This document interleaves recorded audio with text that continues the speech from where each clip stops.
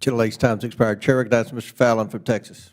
Thank you, Mr. Chairman. You know, you hear a lot of interesting things when you sit on the Oversight Committee. Doge. It's curious that it seems to me that that's like a dirty word for many Democrats. They recoil when they hear it, Doge. Or if they say the word Doge, it leaves a bitter taste in their mouth, very acidic. They'll say, Doge. But what does it stand for? I'll tell you what it doesn't stand for. It doesn't stand for oligarch. It doesn't stand for billionaire. It doesn't stand for unelected billionaire. It doesn't stand for Project 2025, and it sure as hell doesn't stand for Elon Musk. It's the Department of Government Efficiency. Who in their right mind would oppose our federal government operating with more, wait for it, efficiency?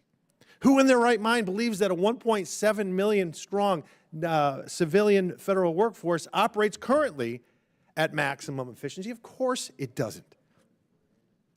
But I figured I'd hear certain things, and our colleagues across the aisle didn't disappoint. They went to the tact of venerating the flawless federal worker without whom we would all see our lives disintegrate before our very eyes.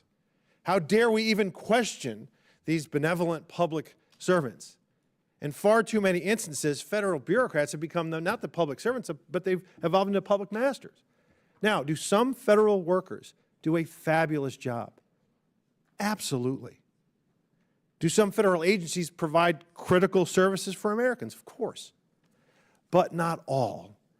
And where there isn't value being provided, we need to trim the excess, we need to eliminate waste, we need to expose the abuse, and we need to streamline efficiency. Take, for instance, the Department of Education. When you say you want to eliminate the Department of Education, liberals' heads will explode. But it was formed in 1979. And when you look at the proficiency in math and reading from 1979 to current day, it's stagnant. It's a rounding error. It goes up a little, goes down a little bit. But when you look at adjusted for inflation, the spending per pupil on education, it was $9,615 in 1979. It's now just under $20,000. So we spent double the money, but it's not reaching classroom performance. Block grants would be a far better way rather than spending $79 billion on a Department of Education at the federal level. We went to the moon without a Department of Education. So the growth in the federal government has been staggering. If you look at just the last 100 years, in 1929, the federal government spent $3.6 billion. Adjusted for inflation, that's $66 billion. Today, that number is $7,300 billion, 110 times in 100 years, or 11,100% in a century.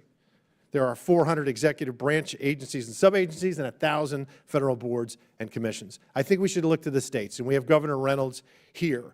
And Governor Reynolds, I commend you for taking the cabinet position numbers from 37 to 16 and eliminating 500 unfilled positions, and then eliminating 83 state boards and commissions. How much is it projected to save your taxpayers, Governor? In the first 18 months, it's saved $217 million, and that's exceeded what our original projections were for 4 years. So I will continue to see savings as we move forward, as we've really had visibility into the agencies and look for opportunities to continue to make us better. $217 million, and having been in a state legislature for 8 years, that's real money at the state level, particularly in a state the size of Iowa. What is the feedback you're receiving from, is it Iowans? Not Iowites, right? Iowans? Iowans, yeah. Iowans, okay. Yeah. What are Iowans telling you about this? Well, they appreciate it. First of all, you know, I have an obligation to make government accountable to the taxpayers, and I want to continue to bring the taxpayer burden down on Iowans. And by keeping spending in check and making government more efficient, we're going to be able to do that. I started my comments today when I took office. Our individual income tax rate was 8.98%. Today, January 1st of 2025, it's 3.8%. So when we saw 9% inflation under the Biden administration, this was a way that I could help give back to Iowans some of their hardworking dollars so that they could offset some of the cost of gas and groceries that they were experiencing. And what, Governor, what advice would you give the federal government as we try to streamline our services for the American taxpayer? I think, you know, it makes us, go for it.